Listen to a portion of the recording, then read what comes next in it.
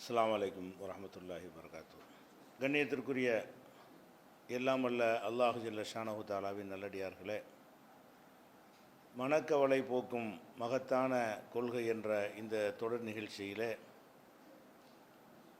விதியை சரியான முறையில் நாம் நம்பினால் நமக்கு ஏற்படுகிற மனக்கவலைகள் இருந்து விடுபடலாம் என்பதன் ஒரு பகுதியை நேற்றைய தினம் பார்த்தோம். அதாவது எது நமக்கு நிகழ்ந்தாலும் அல்லாஹுடைய நாட்டப்படி நிகழ்ந்திருக்கிறது, அவனை எதிர்த்து நாம் ஒன்றும் செய்ய முடியாது, அவன் செய்கிற எல்லாமே சரியாகத்தான் இருக்கும். அவன் ஒன்றை செய்கிறான் என்று சொன்னால் நமக்கு கஷ்டமாக அது தெரிந்தால் கூட அதில் ஒரு கயிறு இருக்கும் என்ற மாதிரி நம்ம அந்த விதியை எடுத்துக்கொண்டோமையானால் நமக்கு வந்திருக்கிற அந்த துன்பங்களும் கவலைகளும் லேசான முறையில் நம்மை விட்டு கடந்து போய்விடும். இது ஒரு வகை.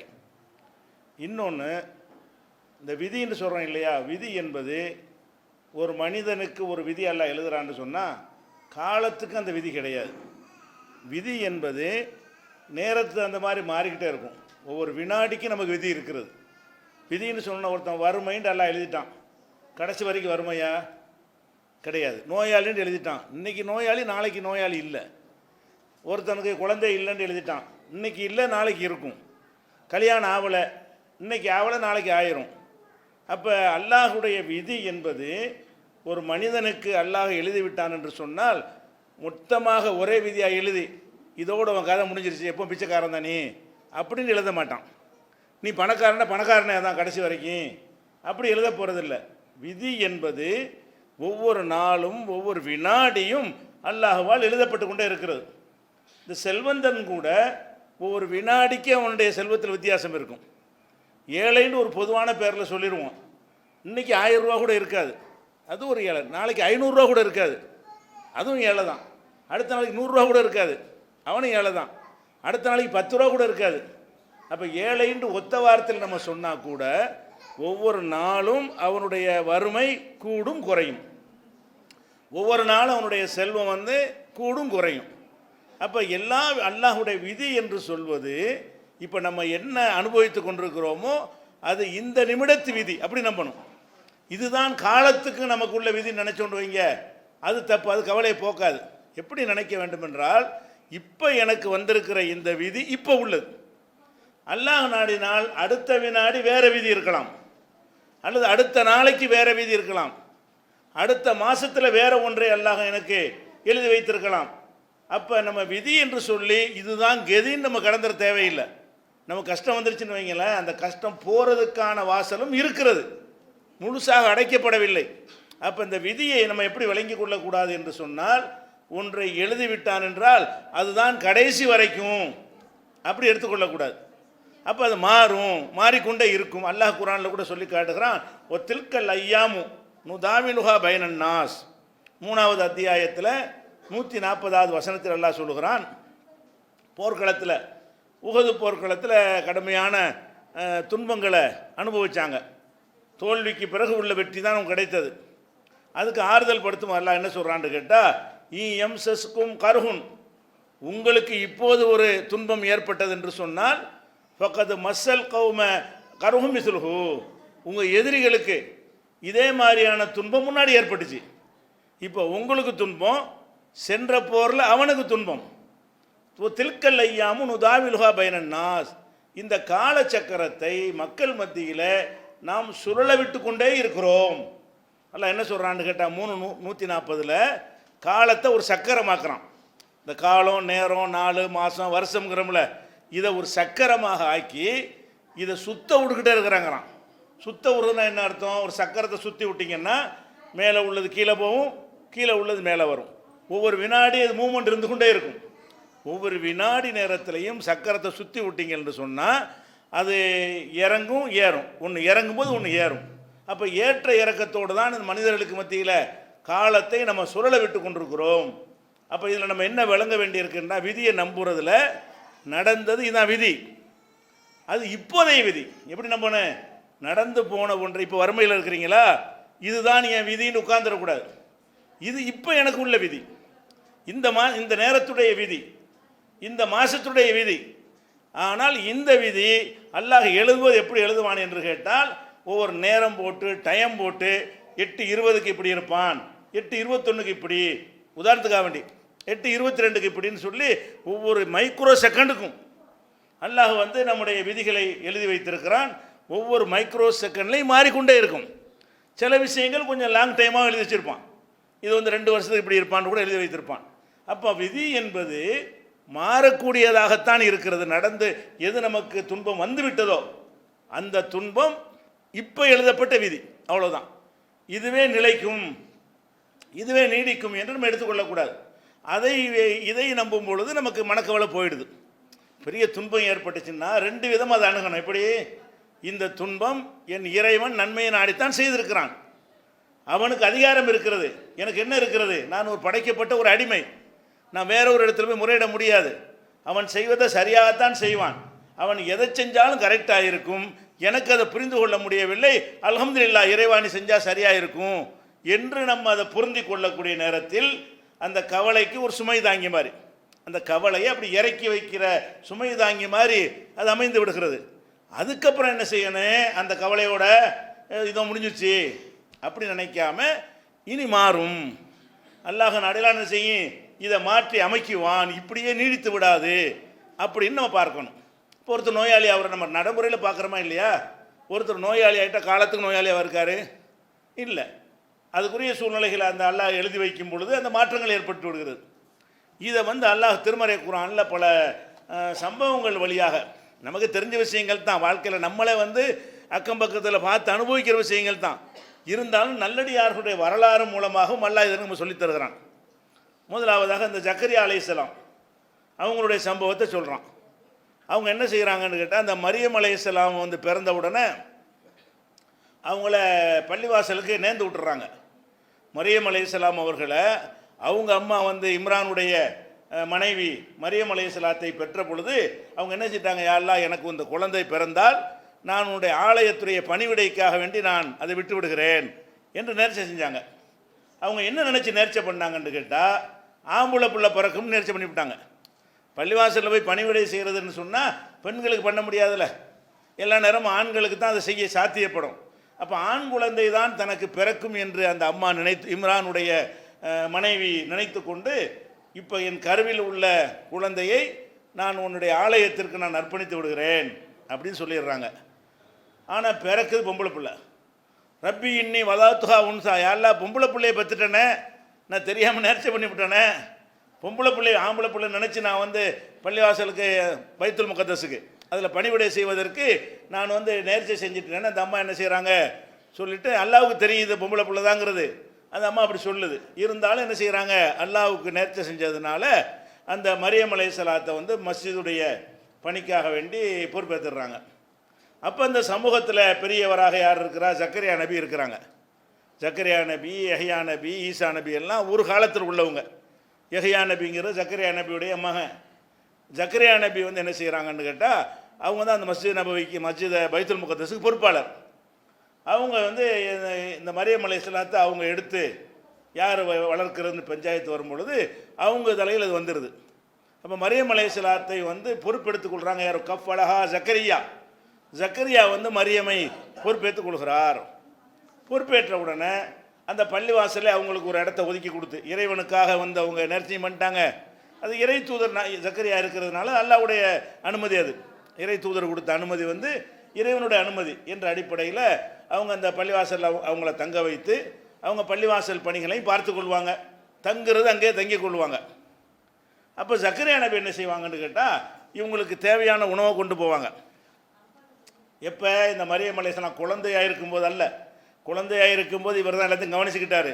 அவங்க விவரம் பருவத்தை அடைந்த பிறகு இவர் உணவை கொண்டு போனார்னு சொன்னால் அதுக்கு முன்னாடி அங்கே உணவு இருக்கும். மரியம் அலைஹிஸ்ஸலாத்திட்ட போய் என்ன செய்கிறார், உணவை கொண்டு போகிறாரு. அங்கே உணவு உங்களுக்கு இருக்கிறது. அப்போ அவங்க அன்னாளைக்கு ஹாதா, இது என்ன, குல்லமா தகல அலைஹா ஜக்கரியல் மெஹராப வஜத ஐந்தஹா ரிஸ்கா. ஜக்கரியா அவர்கள் அந்த மெஹராபுங்கிற மரியம் அலைஹிஸ்ஸலாம் இருந்த பகுதிக்கு போனார்களேயானால் அங்கே வந்து ரிஸ்கை உணவை பார்க்கிறார்கள். அவங்களுக்கு யாருமே வர முடியாது, இவர் தான் பொறுப்பாளர், வேறு யாரும் கொண்டாந்து கொடுக்கவும் முடியாது. அங்கே இவர் உணவை கொண்டு போனால் இங்கே உணவு அதுக்கு முன்னாடி உணவு ரெடியாக இருக்கிறது. அப்போ அன்னாளைக்கு ஹாதா இது எப்படி உனக்கு வந்தது அப்படின்னு கேட்கும் பொழுது மரியம் அலைஹிஸ்ஸலாம் சொல்கிறாங்க, இது மின்னிந்தில்லா, இது அல்லாஹ்ட்டிருந்து வந்தது. அல்லாஹ் எனக்கு நினையாப்புறத்திலிருந்து அவர்கள் நிறைய அதிசயங்களை அவர்களுக்கு அல்லாஹ் நிகழ்த்துக்கிறான். மரியம் அலைஹிஸ்ஸலாம் அவர்கள் வந்து இந்த உலகத்து பெண்களில் சிறந்தவர்கள் நல்லா சொல்கிறான்ல, ஒஸ்தஃபாக்கி அலா நிசாயில் ஆலமீன், அகில உலகத்து பெண்களிலெல்லாம் சிறந்தவராக அவரைத்தான் நல்லா தேர்ந்தெடுத்திருக்கிறான். நம்ம ரசூலுல்லாஹ்வுடைய மனைவி மக்கள்லாம் இருக்காங்களா, அவங்களெல்லாம் விடவும் ஆலமீன் அகில உலகத்து பெண்களை விடவும் சிறந்தவர் யாருன்னு கேட்டால் மரியம் அலைஹிஸ்ஸலாம். அவங்கள ஒரு அந்தஸ்தா அல்லாஹ் என்ன செய்கிறான், அதனால தந்தை இல்லாத முறையில் குழந்தையெல்லாம் உண்டாக்கி அவன் தன்னுடைய வல்லமையை காட்டுகிறான். அப்போ ரிஸ்க்கையும் அல்லாஹ் கொடுக்குறான். எப்படி அதிசயமான முறையில் பிற்காலத்தில் அவங்களுக்கு ஒரு குழந்தையை கொடுக்குறானோ அந்த மாதிரி அதுக்கு முன்னாடி என்ன செய்கிறான், அந்த பள்ளிவாசல் பணியில் அவங்க இருக்கிற காரணத்தினால அவங்க வந்து பார்ப்பாங்க, ரூமில் சாப்பாடு இருக்கும். அப்போ ஏது இதுன்னு கேட்டால் அல்லாஹ் கொடுத்தான். அப்போ தான் இவர் ஜக்கரியா நபிக்கு அவருக்கு ஸ்ட்ரைக் ஆகுது, என்னடா இது சாப்பாடே கிடைக்காது, ஒரு உணவு கொண்டு வரந்தால் மனுஷனாக கொண்டாந்து வைக்கணும், இவங்களுக்கு நம்ம கொண்டு வரதுக்கு முன்னாடி சாப்பாடு வந்து நினையாப்புறத்தில் அல்லாஹ் கொடுக்குறான்னு ஹுனாலிக்க தா ஜக்கரியா ரப்பஹு, இந்த மரியம் அலைஹிஸ்ஸலாம் சொன்னோன்னு தான் அவருக்கு என்ன செய்யுது, மூளையில் ஒரு சிந்தனை பொறி பறக்கிறது. என்னது, அப்போ ஏன் நமக்கு பிள்ளை தர மாட்டான்ல, ஒன்றுமில்லாத ஒரு இடத்துல சாப்பாடை கொண்டாந்து வைக்க முடியும் என்று சொன்னால் ஏன் கிழவனுக்கு அல்லாஹ் பிள்ளை தர முடியாதா, கிழவிக்கு தர முடியாதா? அப்போ அவர் இது வரைக்கும் கேட்காம இருந்தார், நபியாக இருந்தால் கூட நம்மளுக்கு வயசாகி போய்விட்டது, இனிமேல் குழந்தை கிடைக்காது என்று அவர் அந்த மாதிரி இருந்தார். அது வரைக்கும் அவருக்கு விதி எப்படி இருந்திருக்கு எழுதியிருக்கான் அல்லாஹ், அந்த வயசு வரைக்கும் இல்லைன்னு சொல்லி. அப்புறம் என்ன செய்கிறான் அல்லாஹ், அவரே கேட்க வைக்கிறான். கேட்க வைக்கிறதுக்கு தூண்டுதலாகத்தான் இது. மரியம் அலைஹிஸ்ஸலாத்துக்கு சாப்பாடை கொடுத்தவுடனே இவர் எங்கே ஏதுன்னு கேட்க, அவங்க இதை சொல்ல, ஆஹா அப்போ இறைவன்கிட்ட நம்ம எதுவும் கேட்கலாமே, நம்ம ஏன் முதுமையை நினச்சிக்கிட்டு கேட்காம இருக்கணும் அப்படின்னு சொல்லி அல்லாஹ்விடத்தில் கேட்குறாங்க.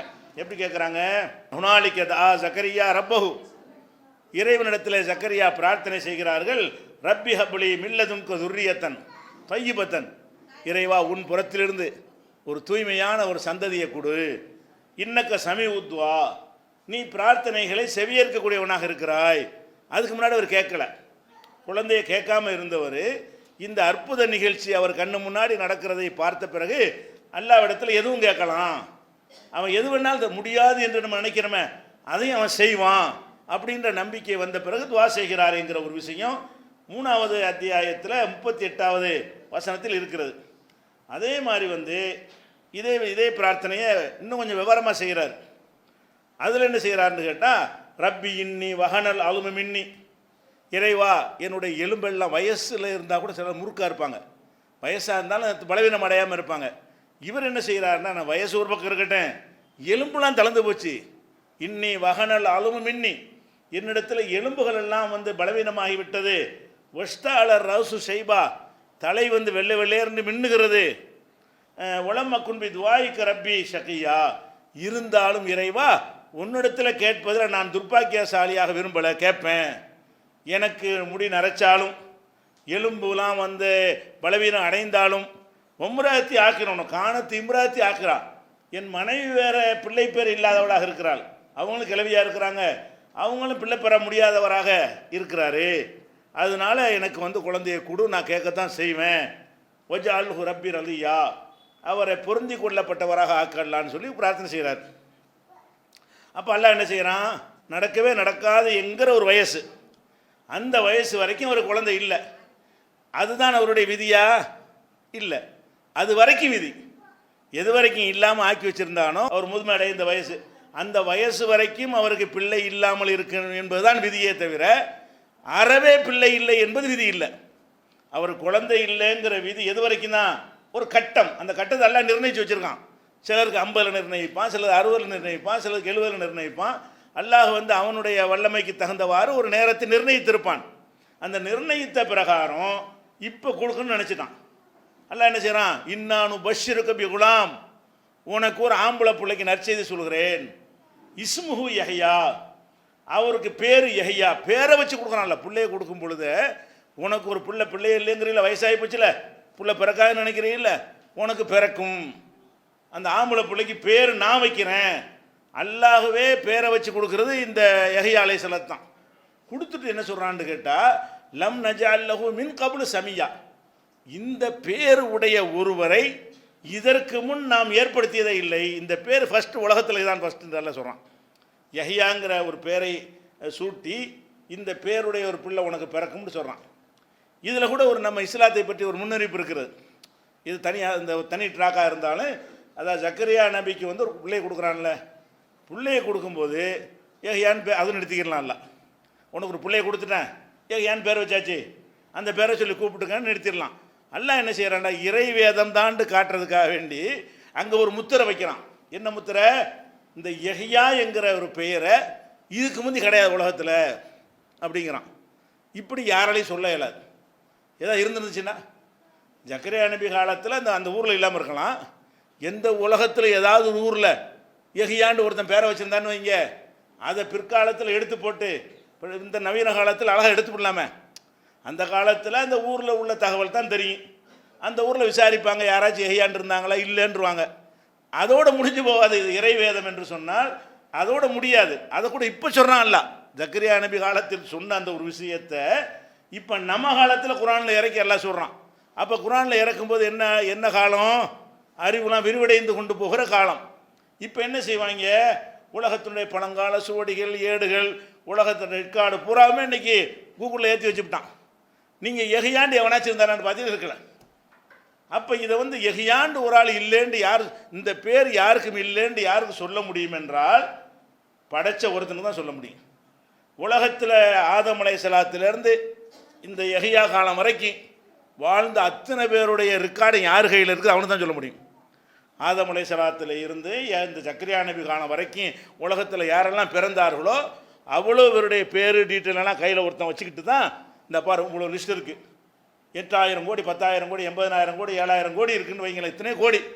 இத்தனை கோடி பேர்களை வைத்து கொண்டு இதில் வந்து யஹ்யாண்டு ஒருத்தர் இல்லைன்னு சொல்கிறதா இருந்தால் அவ்வளோ டீட்டெயில் மனுஷனுக்கு வேணும்.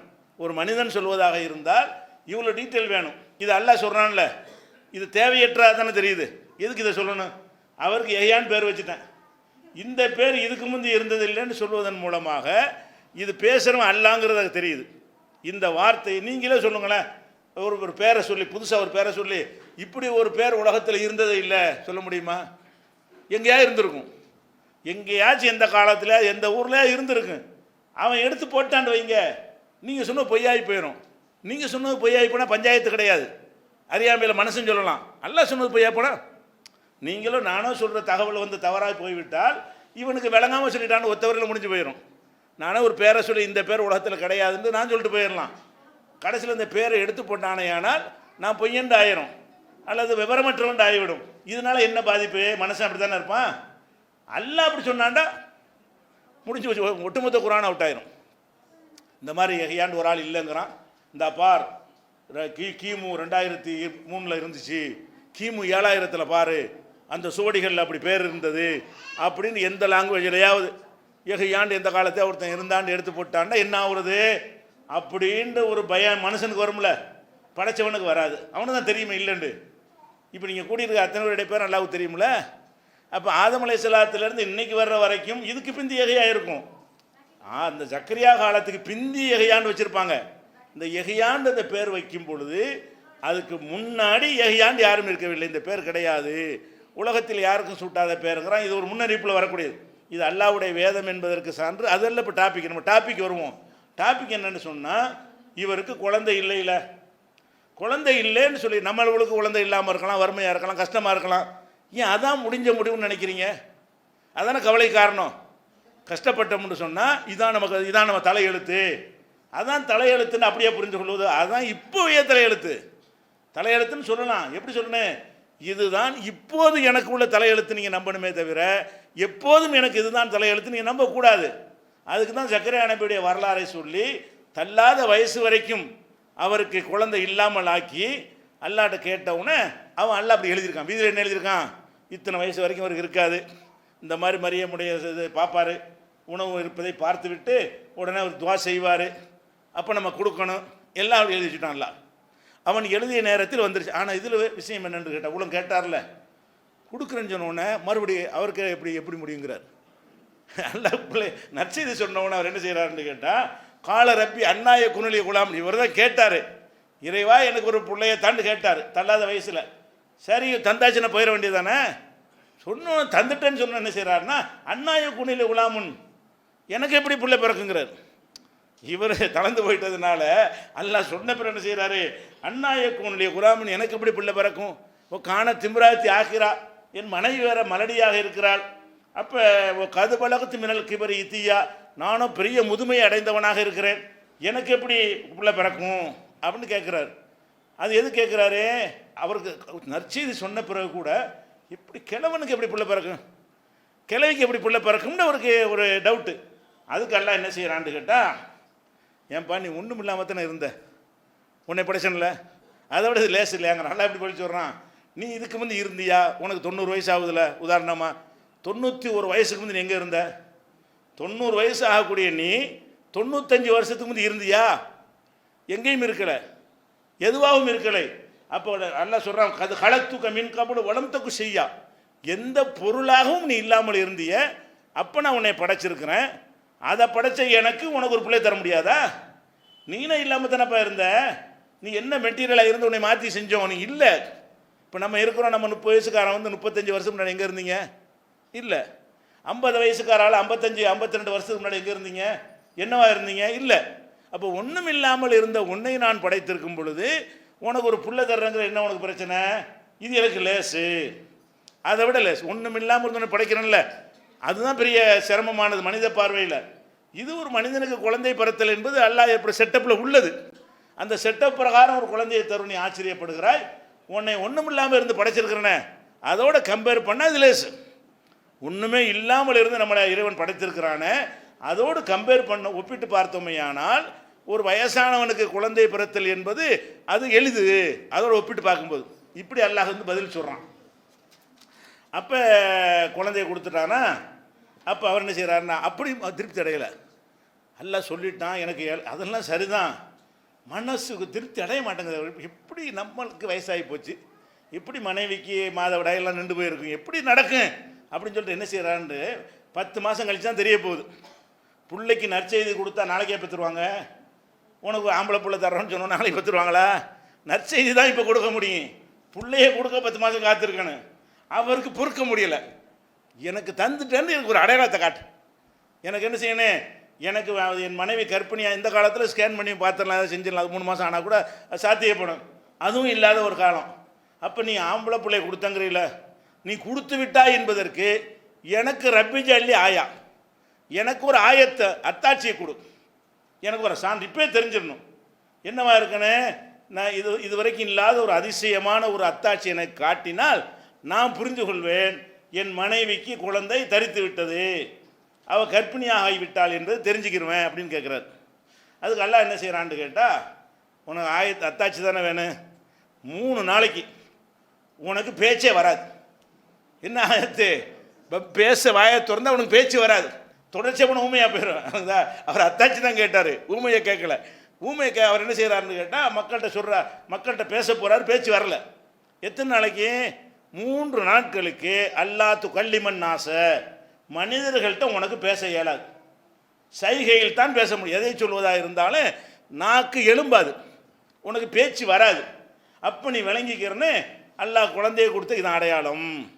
என்னைக்கு உனக்கு பேச்சு வரலையோ, அது குழந்தைகள் தான் தாம்பத்தியம் நடக்கணும்ல, கணவன் மனைவி சேரணும், அல்லாஹ் கொடுத்துட்டான சேர்ந்த பிறகு அது என்னைக்கு சேர்ந்ததில் குழந்தை உண்டானுச்சின்னு கண்டுபிடிக்கிறதுன்னு கேட்டால், என்னைக்கு உனக்கு வாய் பேச இல்லையோ, 3 நாளைக்கு பேச்சு வரலையோ, அப்போ நீ விளங்கிக்கிற வேண்டியது இது குழந்தையை தரித்து விட்டது. அது கன்ஃபார்ம்டாக பார்க்குறாரு அவர். குழந்தையை பெற்று கையில் எடுக்கிற வரைக்கும் பொறுக்க முடியாமல் இன்றைக்கே கன்ஃபார்ம் எனக்கு சொல்லு அப்படிங்கிறார். இது வந்து ஈமானை பாதிக்கிற விஷயம் இல்லை, ஒரு உறுதிப்படுத்துறதுக்காக கேட்குறதுக்கு. இப்ராஹிம் நபி கூட கேட்டாங்களா இல்லையா, இப்ராஹிம் நபி வந்து ரப்பி அரிணி கைவத்தொகையில் மௌத்தா, அல்லாட்ட கேட்குறாரு, செத்து போன ஆளுக்கு நீ எப்படி உயிராக்குற, அதை எனக்கு காட்டுங்கிறார். அது காட்டு. அவர் வந்து எப்படி உயிராக்குறான்னு விளக்கம் கேட்கல, செயல்முறை விளக்கம் கேட்குறாரு. அவர் என்ன கேட்குறாரு, ரப்பி அரிணி கைவத்தொகையில் மௌத்தா, மௌத்தா போன ஆளுக்களை நீ எப்படி ஹயாத்தாக்குவாய் என்பதை எனக்கு காண்பித்து கொடு அப்படின்னு கேட்குறாரு. அப்போ அல்லாஹ் கேட்குறான், அவளும் தூமின், அப்போ நீ நம்பிக்கை கொள்ளலையா, மௌத்தா போனாலும் நான் உயிர்ப்பிப்பேன்னு உனக்கு நம்பிக்கை இல்லையா, அப்போ என்கிட்ட கேட்குற, அப்போ நான் மூத்தா போனாலும் ஆகுண்டா உயிர்ப்பித்துருவேன். அப்போ என்னுடைய வல்லமை நீ விளங்கலையா நம்பலையான்னு கேட்குறான். அவர் என்ன செய்கிறாரு? இல்லை, உலாக்கின் எத்துமைன்னா கல்வி, என் கல்வி அமைதி அடையணும், அதாவது நம்புகிறேன், அது எப்படி உயிராக்குறான்னு தெரிந்து கொண்டால் அப்படி கொஞ்சம் நிம்மதியாக இருக்கும். நம்புறதுல டவுட்டு கிடையாது.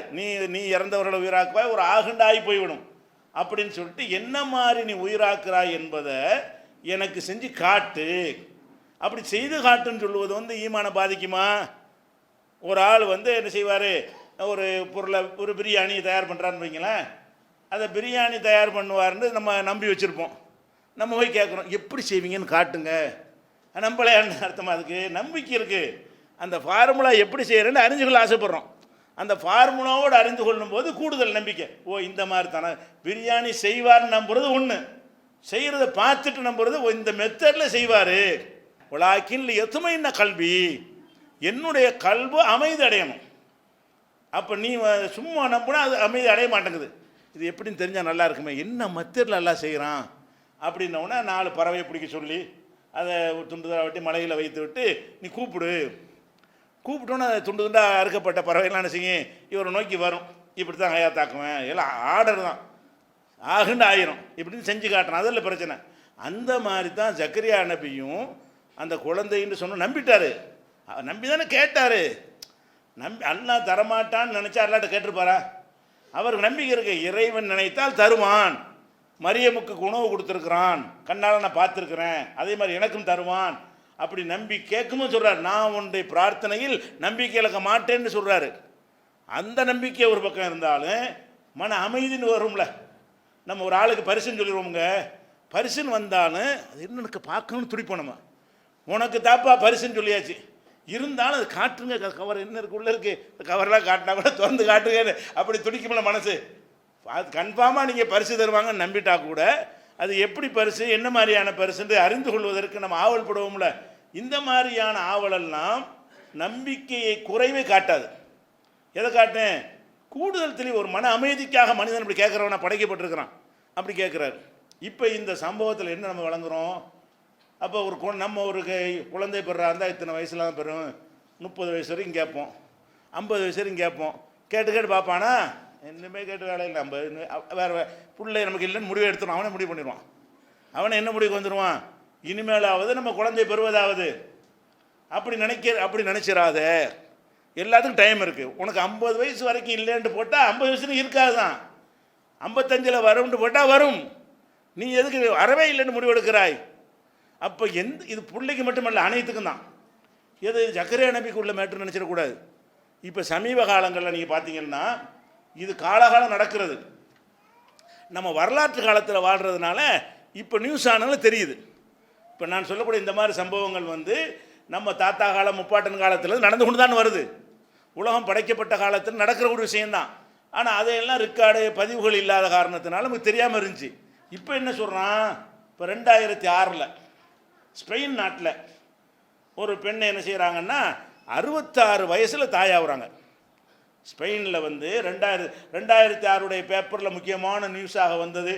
உலக தொலைக்காட்சிகள் எல்லாம் பிரம்மாண்டமான அதிசயமான செய்தியை, மருத்துவத்துக்கு சவால் அப்படிங்கிற மாதிரியெல்லாம் இதை போட்டாங்க. ஏன்னு கேட்டால், குழந்தை உருவாவதாக இருந்தால் முக்கியமாக என்ன வேணும்? அந்த மாதவிடாய் ஏற்படுற பருவமாக இருக்கணும். அப்போ தான் அந்த கரு முட்டையெல்லாம் உண்டாகும். அந்த மாதவிடாயெல்லாம் நின்று போன பிறகு அவங்களுக்கு அந்த கருமுட்டை அதெல்லாம் உற்பத்தி ஆகிறதுக்கான வாசல் அடைக்கப்பட்டு போயிடும். அதுக்கு பிறகு குழந்தை பெறுதல் என்பது மெடிக்கல் மருத்துவத்தில் சாத்தியம் கிடையாது, மருத்துவத்தில் நடக்காது. அது அந்த பருவ மென்சஸ்லாம் நடந்து கொண்டு இருக்கிற வரைக்கும் தான் குழந்தை இருக்கும். அதை கடந்துட்டாங்கன்னு சொன்னால் அவங்களுக்கு குழந்தை இல்லை அப்படின்ற மாதிரி வந்துடும். இதிலோட ஆம்பளைக்கு குழந்தைங்கிறதுல கூட டவுட் வந்துடுங்க. ஒருத்தன் 120 வயசில் பிள்ளை பெற்றுட்டான்ட்டு அவன் தான் பெற்றான்னு சொல்ல இல்லாததில்ல. பொம்பளைக்கு அப்படி வராதில்ல.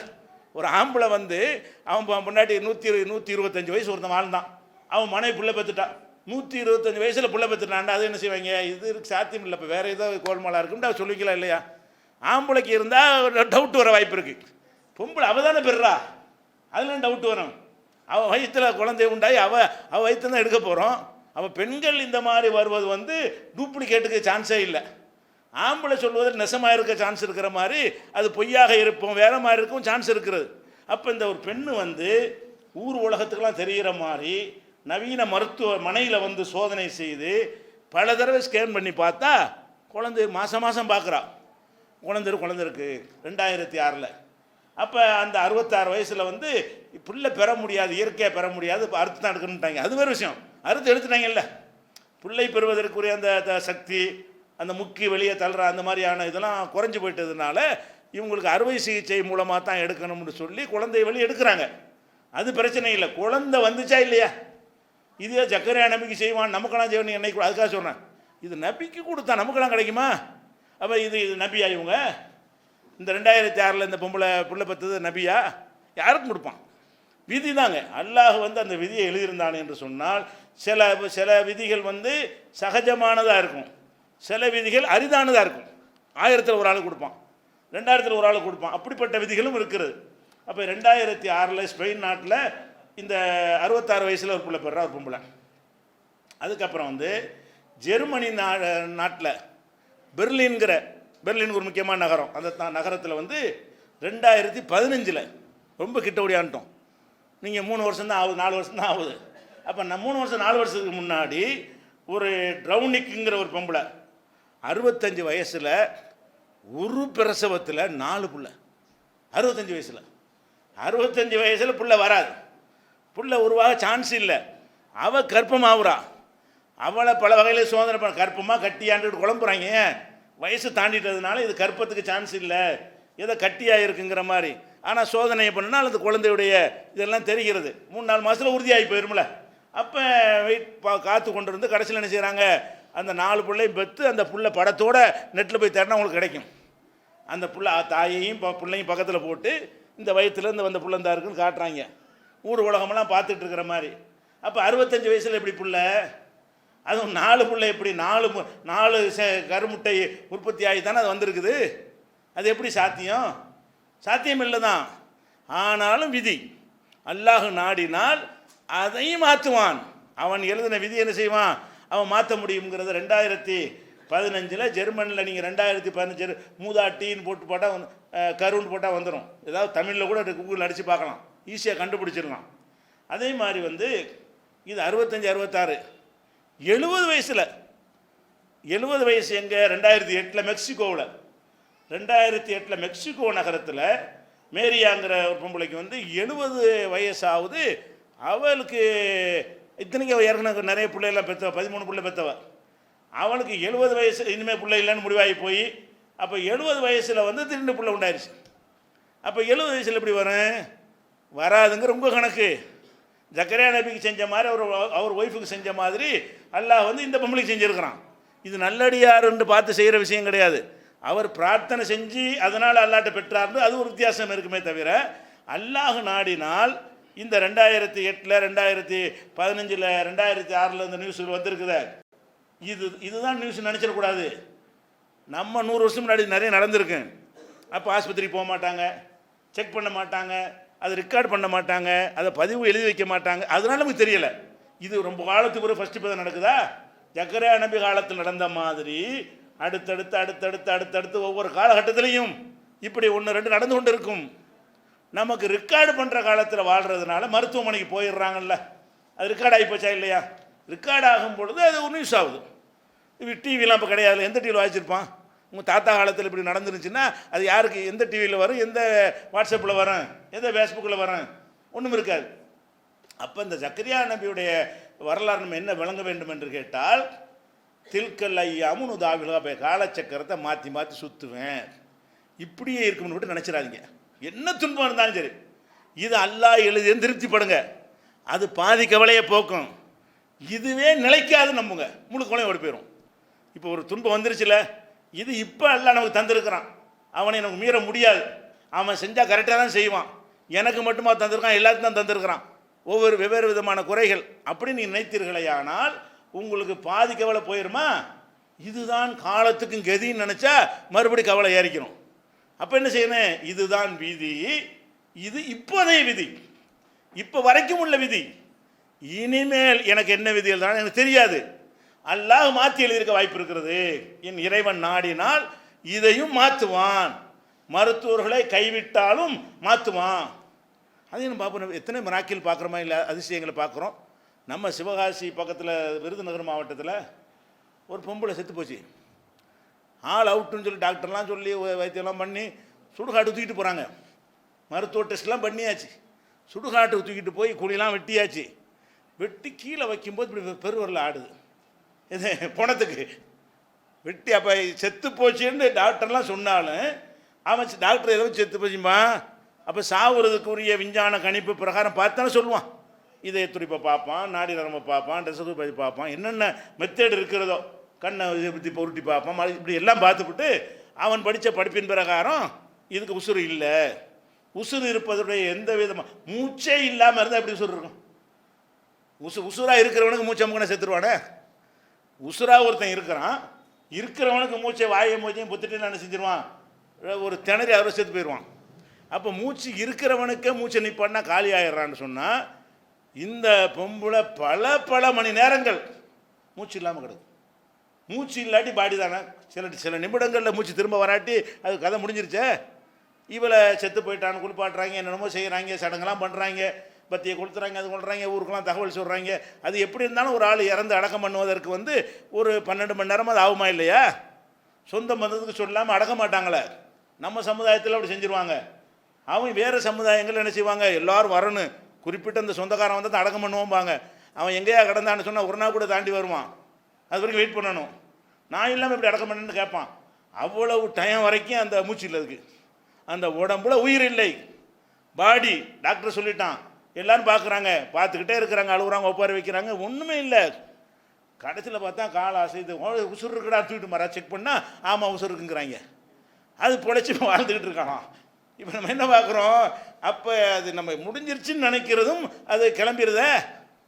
அல்லாஹ் என்ன செய்கிறான்? அப்படி எழுதியிருக்கான். முடிஞ்ச மாதிரி உனக்கு தெரியும், அது வரைக்கும் தான் நீ பாடி, இப்போ நீ எந்திரிச்சிட்ட அப்படின்னு எழுதி வச்சுருந்தான்னா அதான் நடக்கும். இது ஒரு உதாரணம் இல்லை. இந்த மாதிரி சுடுகாட்டுக்கு போய்விட்டு மீண்டவர்களுடைய வரலாறு ஒரு 20க்கு மேலே இருக்கிறது. பணம்னு சொல்லி தூக்கிட்டு போய் அதை வரலாற்றில் வந்தது மட்டும் நான் சொல்கிறேன். அது தெரியாத ஊர்களில் நடந்திருக்கேன். பேப்பர் நியூஸில் வரும்ல. நமக்கு தெரிஞ்சு நான் சொல்கிறேன் 20ங்கிறது. ஆதம் அலைஹிஸ்ஸலாத்துல இன்னைக்கு வரைக்கும் நான் சொல்லலை. நம்ம பேப்பர் படிக்கிற காலத்திலிருந்து நம்ம காலத்தில் பார்த்தோம்னு சொன்னால் சுடுகாடு வரைக்கும் கொண்டு போயிட்டு செத்து போயிட்டாங்கன்னு கொண்டு போன ஆளுக்கு மீண்டு வந்திருக்கிறாங்க. அது ஏன் நடக்கும்? இப்போ நம்ம எப்படி நம்பணும்னு கேட்டால், இது அல்லான்னு ஒரு சூப்பர் பவர். அவனுக்கு ஏழாதும் ஏழும். அவன் ஏழான்னு பாக்கி வச்சுருக்கிறான்.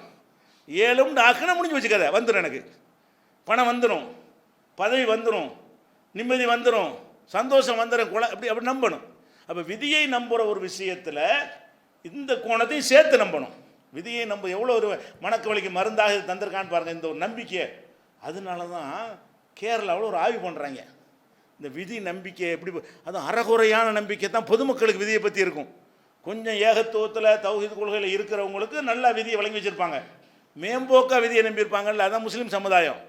அவன் கேரளாவில் என்ன செய்கிறாங்கன்னா, இந்தியாவிலேயே தற்கொலை ஜாஸ்தியாக நடக்குது கேரளாவில்.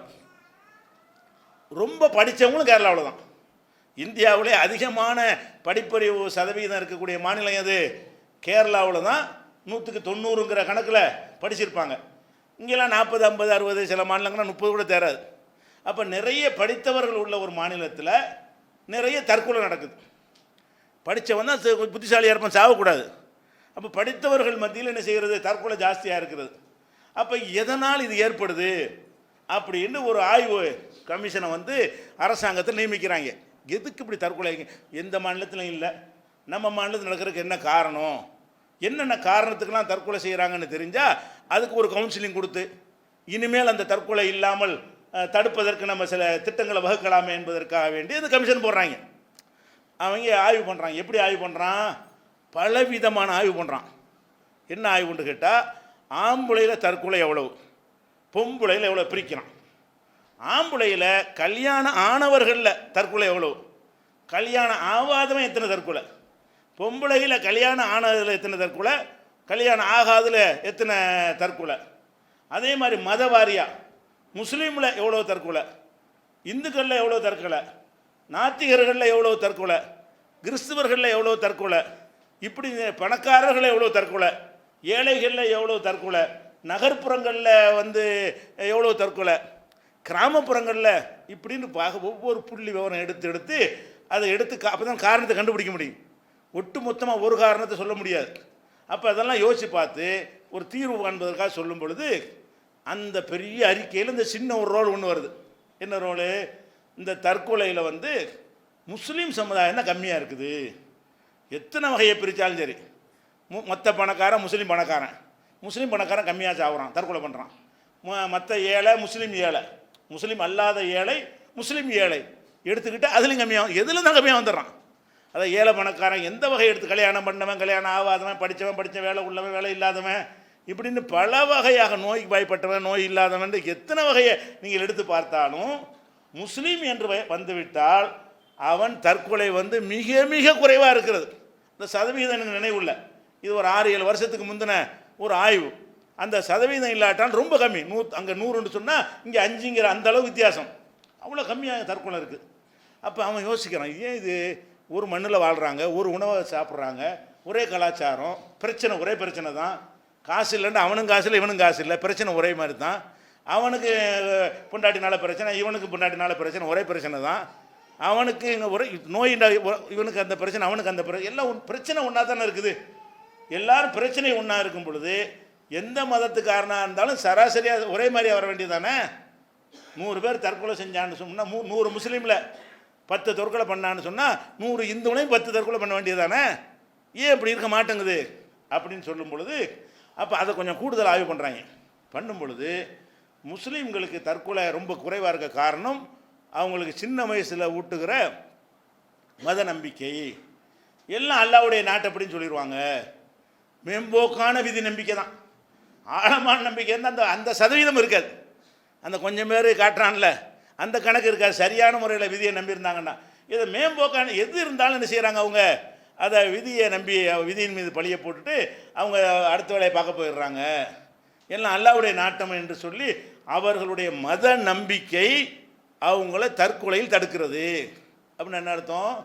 அந்த துன்பத்தை அவங்களுக்கு எதிர்கொள்ள இயலலை, நமக்கு ஏழுதுன்னு அர்த்தம். எதுக்கு சாவுறான்? துன்பத்தை ஃபேஸ் பண்ண முடியாமல் தானே சாவுறான். ஒரு துன்பம் வந்து விட்டது, எதிர்த்து நின்று ஃபேஸ் பண்ணுறதுக்கான ஒரு இல்லைன்னு சொன்னால் அந்த கவலை அவனை ரொம்ப ஆட்டுவிக்கிறது, மூளையை மழுங்க செய்கிறது. ஒரு செகண்டில் தான் அந்த தற்கொலை முடிவு வரும், தொடர்ச்சியாக வராது. தற்கொலை செஞ்சவனை காப்பாற்றின்னு வைங்க, ஒரு காலத்தையும் சாக மாட்டான். தற்கொலை முயற்சி பண்ணி அதை காப்பாற்றி விட்டேன்னு வைங்க, ஒரு காலத்தையும் சாவம். ஏன்னு கேட்டால் அவர் உணர்ச்சி வசப்பட்டு டக்குன்னு தாங்க முடியாமல் ஒரு முடிவு எடுத்துருவான். விஷத்தை குடிச்சு விட்டு காப்பாற்றுங்க மாத்திரை தாம்பிட்டு கத்துவான். ஏன்? அவன் வாழத்தான் விரும்புகிறான். அப்போ ஒரு செகண்டில் ஏற்படக்கூடிய விஷயந்தானே. இந்த கவலை மேலோங்கும் பொழுது அவன் சாவ முடிவெடுக்கிறான். இவன் என்ன செய்கிறான்? என்ன கவலை வந்து நம்ம என்ன செய்கிறது, எல்லாம் நடணும்ல இப்படின்றான்.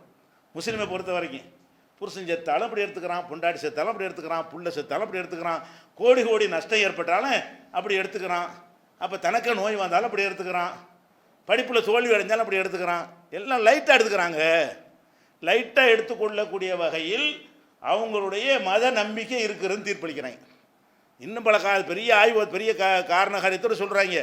நமக்குள்ள ரோல் இவ்வளவு தான். இப்போ என்ன விளங்குது? விதின்னு நம்புறது என்பது எல்லாம் அல்லாவுடைய நாட்டம் அப்படின்னு ஒருத்த வார்த்தையை சொல்கிறாங்களே, அதுக்கு இவ்வளோ பெரிய ரிசல்ட்டுன்னு சொன்னால் இப்படி சிந்திச்சு பார்த்து போனால் எப்படி பெரிய ரிசல்ட்டாக இருக்குங்க? கவலை அண்டுமா? கிட்ட கூட வருமா கவலை? அட நடந்தது அல்லாவுடைய நாட்டம்டா, இனி நல்லா நடக்கும்டா. ரெண்டையும் எடுத்து ஓடி போயிடுவான். என்ன செய்வான்? நடந்தது அல்லாவுடைய நாட்டம், இனிமேல் நல்லபடியாக நடக்கும், இதுக்கு நான் கவலைப்பட்டு இடிஞ்சு உட்கார மாட்டேன், என் இறைவன் நல்லதை செய்வான், அவன் எதை இப்போ செஞ்சிருக்கான அது நல்லது, அப்போ இனிமேலும் நல்லது எனக்கு செய்வான் அப்படின்ற அந்த நம்பிக்கையில் ஆழமாக இருந்தால் நம்முடைய கவலை வருமா? மனக்கவலை போய்க்கிறோமா இல்லையா? இந்த நம்பிக்கை உலகத்தில் எந்த மார்க்கத்தில் இருக்கிறது? இஸ்லாத்தில் மாத்திரம்தான் இப்படி இருக்கிறது. அதே மாதிரி இப்ராஹிம் நபியுடைய சம்பவத்தை நீங்கள் பாருங்கள். அல்லாஹ்வுடைய படைப்புலைய இப்ராஹிம் நபி தான் உயர்ந்தவர். ஒட்டுமொத்த மனித குலத்தில் சிறந்தவர் யார்?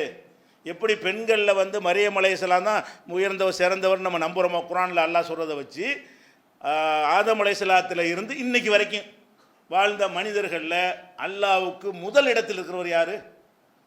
இப்ராஹிம் அலைஹிஸ்ஸலாம் தான். ரசூலுல்லாஹை விட ரசூல் ஸல்லல்லாஹு அலைஹி வஸல்லம் அவர்கள் அவர் நமக்கு சிறந்த நபி முகமது இருந்தால் கூட ஃபஸ்ட் இடம் யாருக்கு தான்? இப்ராஹிம் நபிக்கு தான் முதலிடம். இது நம்ம நிறைய பேர் விளங்காட்டாலும் நீங்கள் அத்தஹியாத்து துவாவை பார்த்தாலும் உங்களுக்கு தெரிஞ்சு போயிடும். அத்தஹியாத்தில் என்ன கேட்குறீங்க? அல்லாஹும்ம சல்லி அலா முஹம்மதின், முகம்மதுக்கு அருள் புரிவாயாக, அலா ஆலி முகம்மதின், முகம்மதுடைய குடும்பத்தாருக்கு அருள் புரிவாயாக, கமா சல்லை தலா இப்ராஹிம், இப்ராஹிமுக்கு அருள் செஞ்சது போல. அந்த மாதிரி யாருக்கு செய்யலை. இறைவா இப்ராஹிமுக்கு அருள் செஞ்சாயே அந்த மாதிரி எங்கள் நபிக்கும் நீ செய்வாயாக என்று கேட்டால் அவருடைய இடம் என்னன்னு பார்த்துக்கிறங்க. அதை சொல்லி ரசூலுல்லாஹ் கேட்க சொல்கிறாங்க. அவருக்கு மாதிரி எனக்கும் கேளுங்க. அவருக்கு அல்லாஹ் நிறைய அருள் செஞ்சதுனால எனக்கு கேட்குறதா இருந்தால், யாருக்காவது அல்லாஹ் செஞ்ச அருளை சுட்டி காட்டி கேட்பதாக இருந்தால் அவரை சுட்டி காட்டுங்க. யாரை சுட்டி காட்டுங்க? இப்ராஹிமை சுட்டி காட்டுங்க. இப்ராஹிமுக்கு செஞ்சிருக்கிறியே அந்த அருளை செய்ய எனக்கு, எங்கள் நபிக்கு செய்யின்னு கேட்க சொல்கிறாங்க. மனிதர்கள் அல்லாஹ்வுக்கு நண்பனாக முடியுமா? மனுஷனுக்கு மனுஷன் நண்பன் ஆகலாம். அப்போ அந்தந்த இனத்தில் அந்தந்த நண்பர்கள் ஆக முடியும். அல்லாஹ்வை பொறுத்த வரைக்கும் அவன் அகது. அகதுனா என்ன? அப்போ இணை துணை இல்லாத ரப்புல் ஆலமீனுக்கு மனுஷன் நண்பராக முடியுமா? இத்தகது அல்லாஹ் இப்ராஹிம ஹலீலாங்கிறான். அல்லாஹ் இப்ராஹிமை நான் நண்பனாக்கிட்டேங்கிறான். மனுஷன் அல்லாஹ் நண்பனாக்குறாங்க. மனுஷனில் யாரையும் நண்பனாக்கலை. இப்ராஹிம் நபி அல்லாஹ் என்ன செய்கிறான்? இத்தகது அல்லாஹ் இப்ராஹிம ஹலீலா. ஹலீல் தான் நண்பர். இப்ராஹிம் அல்லாஹ்வுக்கு ஹலீலுல்லா. வேற யாரும் அடிமை தான். இப்ராஹிம் நபி அடிமை தான். அடிமையாக இருந்தாலும் அந்த அடிமையை தனக்கு நண்பர் என்று அல்லாஹ் சொல்கிறான். எவ்வளோ பெரிய அந்தஸ்து அவருக்கு! இத்தபிய மில்லத்தை இப்ராஹிம் ஹனீஃபா. முகமது நபியை கூப்பிட்டு அல்லாஹ் சொல்கிறான், முகமதே இப்ராஹிம் மார்க்கத்தை நீ பின்பற்று, உனக்கு முன்னாடி அனுப்பியிருக்கிறேன், அவர் செஞ்சுட்டு போன வழிமுறைகள் உனக்கு தெரியும், அவர் வழியைத்தான் நீ பின்பற்ற வேண்டும். இத்தபியு மில்லத்தை இப்ராஹிம் ஹனீஃபா, மில்லத்தை இப்ராஹிமை, இப்ராஹிம் மார்க்கத்தை நீ பின்பற்று. அப்புறம் நம்ம இஸ்லாம்ங்கிற மார்க்கமே மில்லத்தை இப்ராஹிம் தான். நம்ம இஸ்லாம்ங்கிற இந்த மார்க்கத்தை கடைப்பிடிக்கிறோமே, இது யாருடைய மில்லத்து? இப்ராஹிம் நபியுடைய. அவர் கொடுத்த மார்க்கம். சில சட்டத்திட்டங்கள் வித்தியாசம், தொழுகை அது வித்தியாசம் இருக்கலாம். பேசிக்கான அடிப்படை விஷயங்கள் என்னென்னு கேட்டால் இதுதான் அவர் போதிச்ச கொள்கை. இப்ராஹிம் வழியில் நீ போ. அப்படின்னா இங்கே கொண்டு வைக்கிறான். ரசூலுல்லாஹ் தான் நம்ம சில ஹாத்தமுல் அம்பியாங்கிறோம், செய்துல் பஷருங்கிறோம், அவ்வளோ பெரிய டைட்டில்லாம் கொடுக்குறோமே. அந்த ரசூல் ஸல்லல்லாஹு அலைஹி வஸல்லம் அவர்களையே நீ இப்ராஹிமை பின்பற்று என்று சொன்னால் அவருடைய அந்தஸ்து என்ன? நண்பர் என்று சொன்னால் அவருடைய அந்தஸ்து என்ன? வச்ச பரீட்சையெல்லாம் ஜெயிச்சார். இது இப்தலா இப்ராஹிம் ரப்புஹு பி கலிமாத்தின், இப்ராஹிமை பல கட்டளைகளை கொண்டு அல்லாஹ் சோதித்தான். ஃபஅத்தம்மஹுன்ன, அத்தனை ஜெயித்தார். எத்தனை சோதனை வைத்தாலும் ஜெயித்தவர் யாரு? இப்ராஹிம் நபி ஜெயிச்சார். தள்ளாத விஷயம் பிள்ளையை கொடுத்து அறுக்க சொன்னால் அது ரெடிங்கிறாரு.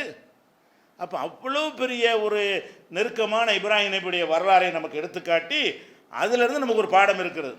அந்த பாடத்தை இன்ஷா அல்லாஹ் நாளைக்கு பார்க்கலாம். சொல்லுவாங்க. அல்லாஹ்